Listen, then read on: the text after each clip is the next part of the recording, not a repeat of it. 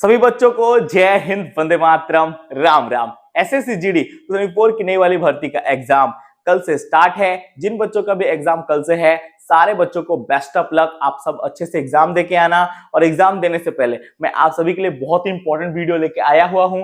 इसमें हमें क्वेश्चन कैसे अटेम्प्ट करना है, हमारा नॉर्मलाइजेशन कैसे होता है, नेगेटिव मार्किंग में हमें कैसे फायदा उठाना है जिससे हमारा और ज्यादा स्कोर बढ़े, और अब की बार क्या कट ऑफ बहुत ज्यादा हाई जाएंगे या लो जाने वाले हैं। तो इसके बारे में A to Z सारी जानकारी इस वीडियो में आपको मिल जाएगी। तो फिक्र ही क्या है, बात जब सौरभ मिश्रा इन्फॉर्म हीरो चल रहे हैं आपके साथ, आपका भाई है ना, टेंशन की कोई जरूरत नहीं है। बात करें एसएसजीडी के एग्जाम के बारे में, तो देखिए जीडी का एग्जाम कल से स्टार्ट है और जीडी के एग्जाम में अब की बार बहुत बड़ा बेनिफिट आप सभी के लिए क्या है, फर्स्ट बेनिफिट है नेगेटिव मार्किंग। इस चीज को आपको फोकस करना है। नेगेटिव मार्किंग आप सभी के लिए बहुत बड़ा बेनिफिट है। इससे आपका क्या फायदा होने वाला है, तो देखिए एक तो नेगेटिव मार्किंग अब की बार 0.25 का है। इससे सबसे बड़ा फायदा ये है कि अगर आप 4 गलती करोगे तो आपके 1 नंबर कटेंगे, और अगर आप 1 सही करोगे तो आपको 2 नंबर मिलेंगे। अगर हम लोग क्वेश्चन की बात करें, टोटल 80 क्वेश्चन है और आपका मार्क है 160 नंबर का। क्वेश्चन के हिसाब से अगर नेगेटिव मार्किंग देखें तो 1/8 का नेगेटिव मार्किंग निकल के सामने आ रहा है। अगर मार्क के हिसाब से देखें तो मेरे दोस्त 4/1 का नेगेटिव मार्किंग है, मतलब 8 गलती करोगे तो आपका 2 नंबर कट जाएंगे। तो अलग अलग हिसाब से, इसी हिसाब से मैंने आपको वीडियो बना के बताया हुआ था। उस टाइम बहुत बच्चे बोल रहे थे कि आप गलत बोल रहे हैं, 8/1 के नेगेटिव मार्किंग नहीं है। बट दोस्तों मैंने क्वेश्चन के हिसाब से बोला था कि 8/1 के नेगेटिव मार्किंग है, क्योंकि एक क्वेश्चन सही करने से आपको 2 नंबर मिल रहे हैं। इसके हिसाब से मैंने आपको कहा था, तो वो चीज आपको थोड़ा सा समझना चाहिए। मैं इतना भी बेवकूफ नहीं हूं कि आपको ऐसे हवा में बातें कर दूं। और एक देन दोस्तों, अब हमें सबसे पहली बात है क्वेश्चन कैसे अटेम्प्ट करना है। देखिए नेगेटिव मार्किंग तो आपके अच्छे खासे हैं, लेकिन क्वेश्चन अटेम्प्ट कैसे करना है। देखिए एसएससी जीडी में जो क्वेश्चन होता है ना, वो 3 टाइप का गिरता है। मैंने आपको हमेशा कहा है, पहला होता है आपके इजी क्वेश्चन, फिर आपके होते हैं मॉडरेट क्वेश्चन, फिर आपके होते हैं हार्ड क्वेश्चन।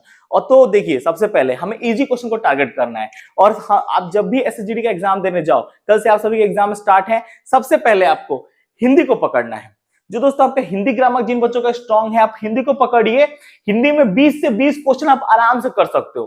तो हिंदी को सबसे पहले फोकस करना है। 10 से लेके मेरे दोस्त 7-8 मिनट के भीतर आपका हिंदी कंप्लीट हो जाना चाहिए। उसके बाद दोस्तों आपको रीजनिंग को फोकस करना है। जीके जीएस पे नहीं जाना, उसको आपको रीजनिंग फोकस करना है। रीजनिंग को भैया नहीं हो तो 10-15, हो सकता है आपका दोस्तों 16 मिनट भी लग जाए, लेकिन अच्छे से रीजनिंग करना है। क्योंकि देखिए आपका हिंदी और रीजनिंग ये दोनों क्या है ना, स्कोरिंग सब्जेक्ट है। इसमें बहुत अच्छा स्कोर आ जाता है। जीके जीएस में भी स्कोर लाना थोड़ा मुश्किल है, और मैथ में भी ऐसा होता है कि 5-6-7 क्वेश्चन आप अटेंड कर सकते हो, बट ज्यादा हार्ड क्वेश्चन ना मैथ में डल जाता है, मॉडरेट क्वेश्चन भी मैथ में डल जाता है, जिससे बच्चों का दिमाग खराब हो। इसलिए स्टार्टिंग में कभी मैथ क्वेश्चन अटेंड मत करना, सबसे लास्ट में आपको मैथ पकड़ना है, ठीक है। और आपको कैसे भी करके ये जो टोटल आपका जो 60 मिनट है, इसके भीतर आपको 80 क्वेश्चन अटेम्प्ट करने का कोशिश करना है। और एक चीज याद रखना, आपका जो जैसे कि क्या है ना, नेगेटिव मार्किंग कम है तो आप तुक्का, बहुत सारे बच्चों जो बोले कि हम पूरा भैया आप तुक्का मार के आ जाएंगे, तो बिल्कुल नहीं। तुक्का आप 10 से लेके 20 नंबर तक का मार सकते हो, इससे ज्यादा आप तुक्का मत मारना। मैं आपका भाई का पर्सनली सलाह है कि ज्यादा तुक्का मारने से भी दिक्कत होता है मेरे दोस्त, ऐसा बात नहीं है। ऐसा होता है ना, 0.1 के लिए भी बच्चों का सिलेक्शन नहीं होता है, तो मैं नहीं चाहता कि आपका भी सिलेक्शन रुक जाए 0.1 नंबर के लिए। तो ज्यादा तुक्का भी मत मारना। 10 से लेके 20 नंबर तक आप तुक्का मार सकते हो, कोई भी दिक्कत नहीं है, उससे ज्यादा तुक्का मत मारना, ठीक है। और आप लोगों ने पढ़ाई की, अपने पढ़ाई पे विश्वास रखना है। और सबसे पहली बात, क्वेश्चन को अच्छी तरह से रीड करना है। बिना रीड किए कोई भी आंसर नहीं देगा, कि क्वेश्चन के भीतर ही बहुत ज्यादातर ऐसे जीडी में क्वेश्चन होते हैं ना, क्वेश्चन के भीतर ही आंसर होता है। मैंने तो खुद भाई जीडी एग्जाम 3 बार भी हाईएस्ट स्कोर से 135 नंबर, ठीक है, इस टाइप से मैंने क्लियर किया। तो मेरे को अच्छा खासा एक्सपीरियंस है। ऐसा कुछ नहीं कि जीडी में कोई क्वेश्चन उतना हार्ड आता है। तो क्वेश्चन कितना अटेम्प्ट करना चाहिए, अब देखिए 80 क्वेश्चन है। अगर आपको सही मैं आपको बता रहा हूं, अगर आप दोस्तों नॉन आपके हिंदी वाले स्टेट से बिलोंग करते हो, तो अगर दोस्तों आप 50 से लेके, ठीक है, 51 क्वेश्चन भी सही कर लेते हो ना, तो इसके बाद आपको और बिल्कुल भी तुक्का मारने की जरूरत नहीं है। इतने नंबर पे नॉन हिंदी वाले स्टेट का कंफर्म नौकरी हो जाएगा। 50 से लेके 51 अगर क्वेश्चन वो सही कर लेता है 80 क्वेश्चन में से, तो उन्हें कंफर्म नौकरी हो जाएगा।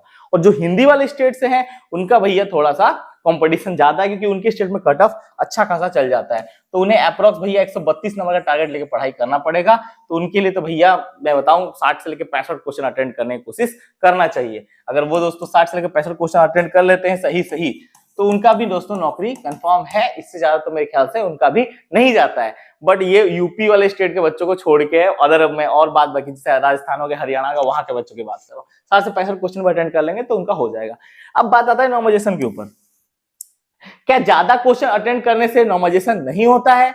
बहुत सारे बच्चों को में डाउट है। तो मैं बता दूं, क्वेश्चन आप कितना भी अटेंड करो, चाहे आप 80 क्वेश्चन में से 80 क्वेश्चन ही क्यों ना अटेंड कर लो, ठीक है ना, लेकिन आपका नॉर्मलाइजेशन में नंबर बढ़ेगा। क्योंकि अगर आपने हार्ड क्वेश्चन सॉल्व किया है तो आपको नॉर्मलाइजेशन में नंबर बढ़ेगा। अगर आपका शिफ्ट बहुत ज्यादा हार्ड होगा तो नॉर्मलाइजेशन में नंबर बढ़ेगा। नॉर्मलाइजेशन में नंबर कोई भी नहीं रोक सकता है, ज्यादा क्वेश्चन अटेंड करने से नॉर्मलाइजेशन में कोई फर्क नहीं पड़ता है। आपका हार्ड शिफ्ट है, आपने हार्ड क्वेश्चन अटेंड किया तो नॉर्मलाइजेशन में नंबर बढ़ेगा। इसके लिए परेशान नहीं होना कि नॉर्मलाइजेशन में ज्यादा क्वेश्चन अटेंड करने से नॉर्मलाइजेशन में नंबर नहीं बढ़ेंगे।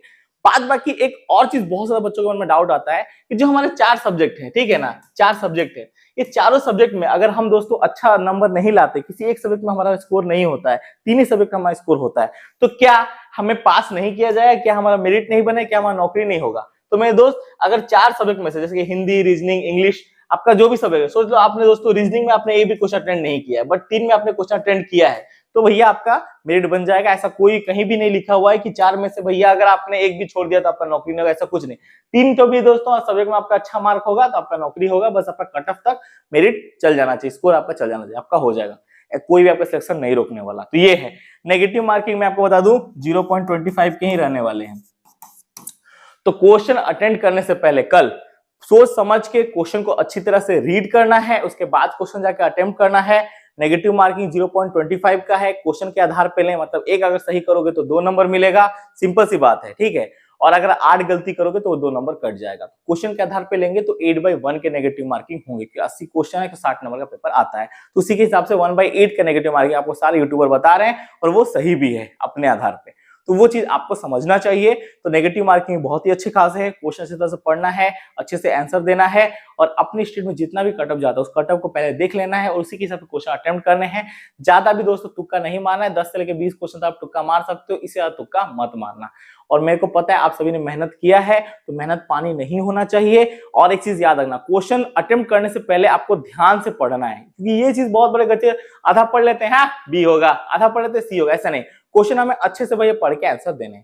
और देखिए आपने इतनी मेहनत की है मेरे दोस्त, आपका मेहनत को मेरा सलाम है, आपके जज्बे को मेरा सलाम है, क्योंकि आप लोगों ने ऐसा नहीं कि सिर्फ एक दिन तैयारी की, ये तैयारी 3, 4, 5 महीने से चल रही है। इतने दिनों से भैया आपने अगर तैयारी की है जीडी के एग्जाम के लिए, तो अब तैयारी का रिजल्ट आएगा। अब भैया आपको पता चलेगा कि आपने कितनी अच्छे से तैयारी की है, और आपको डिमोटिवेट बिल्कुल भी नहीं होना, चाहे आपका स्कोर कितना भी आ रहा हो, 10 आ रहा हो, मॉक में 20 आ रहा हो, प्रैक्टिस सेट में नहीं आ रहा हो, तभी भी मोटिवेट होना है और अपने मन से खुश होकर कल एग्जाम देने जाना है। जब एग्जाम का पेपर देने बैठे हो तो मन में गिल्ट नहीं होना चाहिए कि मेरा प्रैक्टिस में इतना नंबर आता, मेरा यहाँ पे नहीं बढ़ेगा, नहीं, पूरा प्राउड के साथ जाना है। और हमें एक टारगेट लेना है कि 80 क्वेश्चन में से 60-65 क्वेश्चन तो हम सही करके आएंगे, वो भी सही सही, तुक्का नहीं मारेंगे, अपने मन से सही करके आएंगे और सिलेक्शन लेके आएंगे जीडी में। तो अपने मन से आपको क्वेश्चन सही करके आना है, बिल्कुल भी डिमोटिवेट होने की जरूरत नहीं है। और जब इंसान ठान लेता है ना तो उसकी जीत होती है, और जब मान लेता है तो उसकी हार होती है। तो आप ठान लो कि आपकी जीत अब की बार होगी, किसी का बाप आपका सिलेक्शन नहीं रोक पाएगा। तो आपकी मेहनत और जज्बे को मेरा सलाम है, इसी तरह से पढ़ाई करते रहो, मेहनत करते रहो और सिलेक्शन लेते रहो। क्या भरोसा है इस बार आप सबके बदन पे वर्दी लिखी हो, जितने मेरे वीडियो देखते हैं आप सबके बदन पे वर्दी लिखी हुई है, मेरे को पूरा आप सबका किस्मत दिख रहा है। बस हार मत मानना, चाहे आपका कुछ भी स्कोर आओ, डिमोटिवेट मत होना, खुशी से आज दिन भर सो जाओ, रिलैक्स करो अपने आप को, और ज्यादा टेंशन लेने की जरूरत नहीं है, रिलैक्स करो अपने आप को। कल सुबह नहा धोआ के मस्त फ्रेश होके एग्जाम हॉल में बैठना, एक बार अपने भगवान को बुलाना, अपने मेहनत पे विश्वास करना। दुनिया पे किसी विश्वास करो ना करो, अपनी मेहनत के ऊपर विश्वास करना, और ये आपकी मेहनत ही आपको रिजल्ट दिलाएगी, आपकी मेहनत ही आपका सिलेक्शन कराएगी। और एक चीज याद रखना, कभी भी डिमोटिवेट मत होना कि नहीं भैया मेरे से नहीं हो पाएगा, ऐसा ऐसा कुछ नहीं, मेरे से नहीं होगा तो फिर किसी से नहीं हो पाएगा। तो हर इंसान के अंदर कुछ स्पेशल क्वालिटी होती है, और आपके अंदर भी वो स्पेशल क्वालिटी है, उसे पहचानो और हार नहीं मानना है। अगर आपका सपना है वर्दी पहनने का, तो वर्दी पहनने का मौका भी इस बार आप सभी को मिलने वाला है, बस मेहनत से पीछे मत हटना।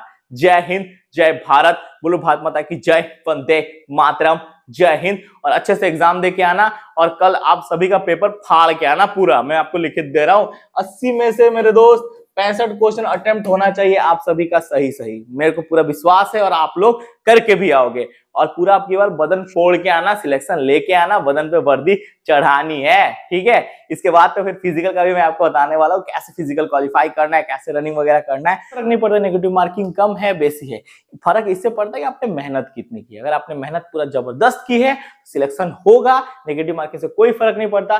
नेगेटिव मार्किंग कम होने से वजह से 1, 2, 3 नंबर बढ़ सकते हैं ज्यादा कट ऑफ, उससे ज्यादा कट ऑफ नहीं बढ़ सकता। अब ये मत सोचो कि नेगेटिव मार्किंग कम है तो 20 नंबर 30 नंबर कट ऑफ बढ़ जाएगा, नहीं, 1 से 2 नंबर हाई हो सकता है। प्रीवियस ईयर में जिस स्टेट कट ऑफ 80 गए थे, इस ईयर में 81 जा सकते हैं, 82 जा सकते हैं, लेकिन इसका मतलब ये नहीं कि वो 90 चल जाएंगे। ये चीज याद रखना, 1 से 2 नंबर की बढ़ोतरी हो सकती है, उससे ज्यादा नहीं हो सकती, ये चीज आप याद रखना। और क्वेश्चन इजी टू मॉडरेट आता है, ये चीज आपको ध्यान रखना है। सबसे पहले इजी क्वेश्चन को टारगेट करना है, फिर थोड़े मॉडरेट क्वेश्चन को टारगेट करना है, और लास्ट में जाके हार्ड क्वेश्चन को टारगेट करना है, और उसके बाद देखो आपका सिलेक्शन कैसे नहीं होता। तो बात बाकी मैंने आपको सारी जानकारी दे दी है, और बेस्ट ऑफ लक। पूरा भैया कल पेपर अच्छे से देना है, और कल पेपर दे के आओ तो कमेंट जरूर करना है इंस्टाग्राम पे कि सौरभ भैया हमारा आपके बार सिलेक्शन पक्का है, हमने बहुत अच्छे से पेपर दी है। इस खुशी के साथ आपको पेपर देना है। तो जय हिंद, जय भारत। लव यू मेरे साहे भाई को, वो बात पता है कि जय वंदे मातरम, जय हिंद, जय भारत।